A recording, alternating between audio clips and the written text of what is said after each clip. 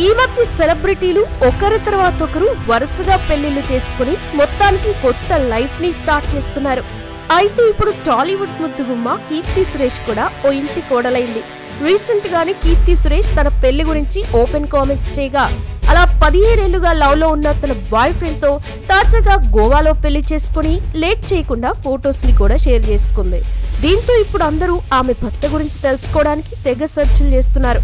మరి కీర్తి సురేష్ భర్త బ్యాక్గ్రౌండ్ ఏంటి, అసలు వీళ్ళ లవ్ స్టోరీ ఎలా స్టార్ట్ అయింది, అతడు తీసుకున్న కట్నం ఎంత, దుబాయ్ లో ఆయనకి అంత క్రేజ్ ఉందా, ఆయనకి ఉన్న ఆస్తులు ఎంత అనే విషయాలు ఇప్పుడు ఈ వీడియోలో తెలుసుకుందాం. సో వీడియోని స్కిప్ చేయకుండా ఎండ్ వరకు చూడండి. కీర్తి సురేష్ సౌత్ ఇండియాలో పరిచయం ఒక్కర్లేని పేరు. నేను శైలజ మూవీతో టాలీవుడ్ ఇండస్ట్రీలోకి ఎంట్రీ ఇచ్చిన ఈ భామ తక్కువ టైంలోనే స్టార్ స్టేటస్ ఇమేజ్ క్రియేట్ చేసుకుంది. తాజాగా కీర్తి సురేష్ గురించి సోషల్ మీడియాలో ఒక క్రేజీ న్యూస్ అయితే చక్కర్లు కొడుతోంది. కీర్తి సురేష్ పెళ్లి చేసుకోబోతుందంటూ ఓ వార్త అయితే వైరల్ అవుతోంది. అయితే కీర్తి సురేష్ పెళ్లి చేసుకోబోయే వ్యక్తి ఎవరు, బాయ్ ఫ్రెండా లేదా లవరా, కీర్తి కాబోయే భర్త బ్యాక్గ్రౌండ్ ఏంటి, ఆయన ఏం చేస్తారు, పెళ్లి డేట్ ఎప్పుడు ఫిక్స్ చేశారు, ఇలా ఫుల్ డీటెయిల్ గా ఈ వీడియోలో మనం తెలుసుకుందాం. స్కిప్ చేయకుండా ఎండ్ వరకు చూడండి. సౌత్ ఇండియాలో present top most talented and star heroines లో కీర్తి సురేష్ ఒకరు. మరి పలు వరుస సినిమాలతో బిజీగా ఉన్న కీర్తి సురేష్ బాలీవుడ్ లో బేబీ జాన్ సినిమాతో ఎంట్రీ ఇవ్వబోతోంది. ఈ క్రమంలోనే కీర్తి త్వరలోనే పెళ్లిపీటలు ఎక్కబోతున్నట్లు జోరుగా ప్రచారం కూడా జరుగుతోంది. అయితే ఆమె చేసుకోబోయే వ్యక్తి ఎవరు అని అందరూ బాగా ఇంట్రెస్ట్ చూపిస్తున్నారు. ఆయన పేరు ఆంటోనీ తట్టిల్. ఈయన దుబాయ్కి చెందిన బిజినెస్ మ్యాన్, పొలిటికల్ ఫ్యామిలీకి చెందిన వ్యక్తి అని కూడా తెలుస్తోంది. కీర్తి ఆంటోనీ కలిసి ఒకే స్కూల్లో చదువుకున్నారట. ఈ హై స్కూల్ ప్రేమికులు ఇప్పుడు వివాహ బంధంతో ఒక్కటి కాబోతున్నారు. కొన్నాళ్లుగా ఆంటోనీ కీర్తి ప్రేమలో ఉన్నారట. ఇద్దరూ తమ తమ కుటుంబ సభ్యుల్ని ఒప్పించి పెళ్లికి రెడీ అయ్యారు. గోవాలో బంధుమిత్రుల అతి కొద్ది మంది సన్నిహితుల సమక్షంలో వివాహం చేసుకోవాలని కీర్తి ఆంటోనీ నిర్ణయించుకున్నారు. ప్రస్తుతం శుభలేఖలు ఇవ్వడం, షాపింగ్ చేయడం వంటి పనుల్లో బిజీగా ఉన్నారట. వీరిద్దరిది 16 ఏళ్ల ప్రేమ బంధం అని ఇండస్ట్రీ వర్గాల్లో టాక్ అయితే నడుస్తోంది. డిసెంబర్ 2వ వారంలో డెస్టినేషన్ వెడ్డింగ్ జరగనుందని సమాచారం. తాజాగా వీరి వివాహానికి ముహూర్తం కూడా ఫిక్స్ చేసినట్టు తెలిసింది. డిసెంబర్ 11, 12 తేదీల్లో గోవాలో గ్రాండ్ వెడ్డింగ్ జరగబోతుందట. డిసెంబర్ 9న ప్రారంభమై 3 రోజుల పాటు వేడుకలు జరుగుతాయట. ఈ వివాహ వేడుకకి కుటుంబ సభ్యులు, అత్యంత సన్నిహితులు మాత్రమే హాజరు కానున్నట్లు తెలిసిందే.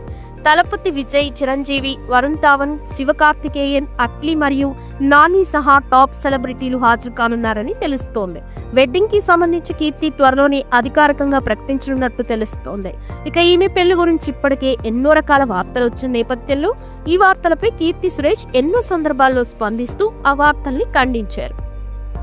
అలాగే తన తండ్రి సురేష్ కూడా కీర్తి పెళ్లి వార్తలపై స్పందించి అలాంటి వార్తలు అవాస్తవమని, ఒకవేళ పెళ్లి చేస్తే తామే ఈ విషయాన్ని అందరితో ముందుగా పంచుకుంటామని చెప్పారు. కీర్తి సురేష్ 1992 అక్టోబర్ 17న సురేష్ మేనకా దంపతులకి చెన్నైలో జన్మించింది. కీర్తి ఫాదర్ సురేష్ మలయాళం ఫిల్మ్ ఇండస్ట్రీలో డైరెక్టర్ గా, ప్రొడ్యూసర్ గా పనిచేశారు. ఇక కీర్తి మదర్ మేనకా మలయాళంలో స్టార్ హీరోయిన్ ఒకప్పట్లో. సుమారు 100కు పైగా సినిమాల్లో యాక్ట్ చేశారు కూడా. అలాగే తమిళంలో కూడా ఒక 20 మూవీస్ లో హీరోయిన్ గా చేశారు. మేనకా తమిళనాడులో జన్మించగా సురేష్ కేరళలో పుట్టారు. కీర్తికి చెల్లెలు రేవతి కూడా ఉంది. ఫిల్మ్ ఇండస్ట్రీలో VFX స్పెషలిస్ట్ గా పనిచేస్తున్నారు. కీర్తి సురేష్ ఫ్యామిలీ మొత్తం చెన్నైలో స్థిరపడ్డారు. కీర్తి 2nd క్లాస్ చదువుతున్నప్పుడు పైలట్ అనే మూవీలో బాలనటిగా నటించింది. ఈ మూవీ 2000 సంవత్సరంలో రిలీజ్ అయింది. 3rd and 4th క్లాస్ లో బాలనటిగా నటించింది. తిరువనంతపురంలో కేంద్రీయ విద్యాలయంలో చదువుకుంది. ఆ తర్వాత చెన్నైలో ఓ ఫ్యాషన్ డిజైనర్ కోర్స్ లో చేరింది. ఆ తర్వాత స్కాట్లాండ్ వెళ్లి స్పెషల్ డిజైనర్ కోర్స్ చేసింది. ఆ తర్వాత లండన్ వెళ్లి ఫ్యాషన్ డిజైన్ లో చేసింది. ఇక్కడ 2 నెలలు చేసి ఇండియా వచ్చింది. ఇండియా వచ్చాక 2012లో ఫ్యాషన్ డిజైనర్ లో ప్రయత్నాలు మొదలుపెట్టింది. అదే సమయంలో మలయాళ డైరెక్టర్ ప్రియదర్శన్ మోహన్ లాల్ ని ముఖ్య పాత్రలో నిషాన్ అనే వ్యక్తిని హీరోగా పెట్టి ఒక సినిమా తీయాలని అనుకున్నారు. హీరోయిన్ గా కొత్త అమ్మాయిని పెట్టాలని ప్రయత్నాలు చేశారు. ఈ క్రమంలోనే 3 కొత్త అమ్మాయిల్ని చూశారు. అలాగే 2 పాత హీరోయిన్లు కూడా చూశారు. ఆడిషన్స్ చేశాక వారిని రిజెక్ట్ చేశారు. ఈ విషయం గురించి మేనక్కి తెలిసింది. ఆమె భర్తకి చెప్పి కీర్తికి అవకాశం వచ్చేలా చూడొచ్చు కదా అని చెప్పింది. కీర్తి తండ్రి సురేష్, డైరెక్టర్ ప్రియదర్శన్, మోహన్ లాల్ ముగ్గురు మంచి ఫ్రెండ్స్. డైరెక్టర్ ప్రియదర్శన్ ని సురేష్ కలిసి కీర్తి గురించి చెప్పారు. కీర్తి ఫోటో చూసిన డైరెక్టర్ ప్రియదర్శన్, అమ్మాయి అయితే నాకు కథకి సరిపోతుంది, కానీ కథలో హీరోయిన్ డబుల్ రోల్ పోషించాలి. ఒకటి సాఫ్ట్ క్యారెక్టర్, మరొకటి నెగిటివ్ క్యారెక్టర్. ఇలా చేయగలుగుతుంది అంటే ఒకసారి అమ్మాయితో స్క్రీన్ టెస్ట్ చేయిద్దాం అన్నాడు. సురేష్ కూడా డైరెక్టర్గా ప్రొడ్యూసర్గా పనిచేశారు కాబట్టి ఆ ప్రాసెస్ గురించి బాగా తెలుసు. ప్రియదర్శిని చెప్పిన విధంగానే మొదటగా మేకప్ టెస్ట్, ఆ తర్వాత ఆడిషన్స్ చేశారు. కీర్తికి చిన్నప్పటి నుంచి యాక్టింగ్ అంటే చాలా ఇష్టం. పైగా వాళ్ళ అమ్మ మేనక యాక్టింగ్ లో మెలకువలు కూడా నేర్పించింది. దాంతో ఆడిషన్స్ లో కూడా చాలా బాగా చేసింది. ప్రియదర్శన్కి కీర్తి మొదటి అటెంప్ట్ లోనే యాక్టింగ్ బాగా నచ్చింది. వెంటనే ఆమెను హీరోయిన్ గా చేసి 2012లో షూటింగ్ కూడా మొదలు పెట్టారు. మొదటి సినిమా అయినా కూడా సూపర్ స్టార్ మోహన్ లాల్ తో భయం లేకుండా యాక్ట్ చేశారు. 2013లో ఈ మూవీని గీతాంజలి పేరుతో మలయాళంలో అన్ని థియేటర్స్ లో రిలీజ్ చేశారు. మొదటి 4 రోజులు మంచి కలెక్షన్స్ వసూలు చేసిన ఈ మూవీ తర్వాత యావరేజ్ గా ఆడి తక్కువ కలెక్షన్స్ వసూలు చేసింది. అయితే నిర్మాతలకి నష్టాలైతే రాలేదు, కానీ లాభాలు కూడా రాలేదు. 2016లో ఈ సినిమాని డబ్ చేసి విడుదల చేశారు. తమిళంలో పర్వాలేదు అనిపించింది. అయితే ఈ సినిమా తమిళంలో డబ్ అవ్వడం వల్ల కీర్తి సురేష్ కి మంచి పేరు వచ్చింది. ఆ తర్వాత మలయాళం డైరెక్టర్ రఫీ, దిలీప్ హీరోగా, నియా మీర్చన్ హీరోగా పెట్టి తీయబోయే సినిమాకి, తమిళంలో నటించే సినిమాకి నియా మీర్చన్ డేట్స్ ఇచ్చేసింది. దీంతో డేట్స్ క్లాస్ రావడంతో ఈ ప్రాజెక్ట్ నుంచి తప్పుకుంది. ఆమె ప్లేస్ లోకి కీర్తి సురేష్ ని తీసుకున్నారు. ఈ రింగ్ మాస్టర్ మూవీ కూడా యావరేజ్ గా ఆడింది. తన 3వ సినిమా ధడ్పోని సినిమా కూడా యావరేజ్ గా ఆడింది. తన 4th ఫిలిం తమిళంలో శివాజీ గణేశన్ మనవడు విక్రమ్ గణేశన్ నటించిన ఇది ఎన్న మాయం అనే సినిమాలో హీరోయిన్ గా సెలెక్ట్ చేశారు. దీనికి డైరెక్టర్ ఏఎల్ విజయ్. ఈ మూవీ కీర్తికి తమిళంలో మొదటిది. ఈ సినిమా 2015లో విడుదలైంది. ఈ సినిమా అవ్వగానే తెలుగులో నేను శైలజ, తమిళంలో రజనీ మురుగన్, ఈ 2 సినిమాలకి ఒకేసారి అవకాశాలు వచ్చాయి. నేను శైలజ సినిమానే తెలుగులో తన మొదటి సినిమా. ఈ చిత్రం 2016లో రిలీజ్ అవ్వగా తమిళంలో నటించిన రజనీ మురుగన్ జనవరి 14న రిలీజ్ అయింది. నేను శైలజ సూపర్ డూపర్ హిట్ అయింది. ఈ సినిమాని ఆమె కెరియర్ లో ఫస్ట్ హిట్ మూవీ. తమిళంలో రిలీజ్ అయిన రజనీ మురుగన్ కూడా సూపర్ హిట్ అయింది. ఈ సినిమా తమిళంలో తన 2వ మూవీ. అయితే ఈ సినిమా స్టార్ట్ అవ్వకముందు సమంతని తీసుకున్నారు. ఆమెకి డేట్స్ ప్రాబ్లమ్స్ రావడంతో ఆమె తప్పుకుంది.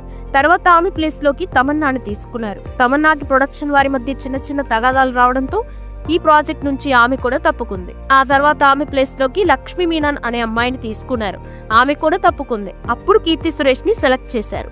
కీర్తి సురేష్ ఎలాంటి ఇష్యూస్ లేకుండా అటు రజనీ మురుగన్, ఇటు నేను శైలజ మూవీకి సరి సమానంగా డేట్స్ ఇస్తూ పూర్తి చేసింది. 2016లో రెమో, తొడరి అనే 2 సినిమాలు చేసింది. ఇటు తెలుగు డైరెక్టర్ నాగశ్విన్ మహానటి సావిత్రి బయోపిక్ తీయటానికి ప్లాన్ చేస్తున్నాడు. సావిత్రి పాత్రకి అనుష్కని, జర్నలిస్ట్ మధురవాణి పాత్ర కోసం సోనాక్షి సిన్హా లేదా సోనాక్షి ప్లేస్ లో విద్యాబాలన్ని అనుకున్నారు. అయితే యూనిట్ లో పనిచేసే కొంతమంది టెక్నీషియన్స్ డౌట్ లో ఉన్నారు. దాంతో నాగశ్విన్ ఇలా లాభం లేదని ఆడియన్స్ పోల్ నిర్వహించారు. సావిత్రి పాత్రకి నిత్యా మీనన్ కరెక్ట్ గా సరిపోతుందని ఆడియన్స్ ఓట్ వేశారు. వెంటనే 2016 డిసెంబర్లో నిత్యా మీనన్ కలిసి కథ చెప్పారు. కానీ ఆమె వేరే కారణాల వలన చేయలేనని చెప్పింది. మధురవాణి పాత్ర కోసం ఆమెను కలిసి కథ చెప్పారు. ఇక సమంత కథ విని మధురవాణి పాత్ర తాను చేస్తానని చెప్పింది. అంటే ఆమె కథ అంత బాగా నచ్చిందనమాట. జెమినీ గణేశన్ పాత్ర కోసం విజయ్ దేవరకొండ సెలెక్ట్ చేశారు. అయితే విజయ్ దేవరకొండ ఈ సినిమా ఒప్పుకున్న నాటికి అర్జున్ రెడ్డి రిలీజ్ అవ్వలేదు. తర్వాత చేర్పులు మార్పులు జరిగి జెమినీ గణేశన్ పాత్రకి విజయ్ దేవరకొండ సరిపోడని సూర్యని అడిగారు. సూర్య చేయటానికి ఒప్పుకున్నారు. కానీ డేట్స్ చాలా అడగడంతో అన్ని డేట్స్ అడ్జస్ట్ కాదని సూర్య తప్పుకున్నారు. తర్వాత మాధవన్ని అడిగారు. మాధవన్ కూడా డేట్స్ ప్రాబ్లమ్స్ తో ఒప్పుకోలేదు. అప్పుడు దుల్కర్ సల్మాన్ ని సెలెక్ట్ చేశారు. విజయ్ దేవరకొండకి జర్నలిస్ట్ విజయ్ ఆంటోనీ పాత్ర ఇచ్చారు. సుశీల పాత్ర కోసం శాలిని పాండేని ఎంపిక చేశారు. కానీ అసలైన మహానటి సావిత్రి పాత్ర కోసమే ఎవరు దొరకలేదు. అప్పుడు టెక్నీషియన్స్ అందరూ హీరోయిన్స్ ఫోటోలు సెలెక్ట్ చేశారు. అందులో కీర్తి సురేష్ ఫోటో కూడా ఉంది. అప్పుడే నాగశ్విన్ కి కీర్తి సురేష్ ఫోటో కనిపించింది. కీర్తి సురేష్ ని రమ్మని చెప్పి స్క్రీన్ టెస్ట్లు, మేకప్ టెస్ట్లు, ఆడిషన్స్ నిర్వహించారు. సావిత్రి గెటప్ వేసి ఫోటోలు తీశారు. అచ్చం సావిత్రి లాగా అనిపించింది. డేట్స్ కాస్త ఎక్కువగానే కేటాయించాలని కీర్తికి చెప్పారు. వెంటనే కీర్తి సురేష్ తమ పేరెంట్స్ కి చెప్పింది. మరి ఇక ఏం థింక్ చేయకుండా ఒప్పుకో అని చెప్పారు. ఎన్ని డేట్స్ అయినా ఇస్తానని కీర్తి సురేష్ ఒప్పుకున్నాకే ఆమెను సెలెక్ట్ చేశారు. మహానటికి డేట్స్ ఇస్తూనే ఇటు నేను లోకల్, అజ్ఞాతవాసి వంటి మూవీస్లో నటించింది. మహానటి మూవీ 2018లో విడుదలైంది. ఈ మూవీలో కీర్తి సురేష్ అద్భుతంగా నటించింది. ఆమె నటనకి తెలుగు ప్రేక్షకులు పడిపోయారు, ప్రశంసలు కురిపించారు. ఇక ఈ సినిమాలో అద్భుత నటనకు గాను 2019లో ఉత్తమ నటిగా నేషనల్ అవార్డు అందుకుంది. ఆ తర్వాత నడిగయ్యర్, తిలగం, సామి స్క్వేర్, సండా కోలీ 2, సర్కార్, miss India, Rang they, మర్కార్, Peddanna, good luck, సఖీ, సానీ కాగితం, బోలాశంకర్, దసరా వీటితో పాటు మరో 30కి పైగా సినిమాల్లో నటించారు. చూసారుగా friends Keerthy Suresh real story గురించి. మరి కీర్తి సురేష్ పెళ్లి చేసుకోబోయి ఆమె హస్బెండ్ గురించి మీరేమనుకుంటున్నారు? కామెంట్ సెక్షన్ లో కామెంట్ చేయండి. అలాగే వీడియో నచ్చితే లైక్ చేయండి, షేర్ చేయండి, ఛానల్ ని సబ్స్క్రైబ్ చేసుకోండి. Thanks for watching this video.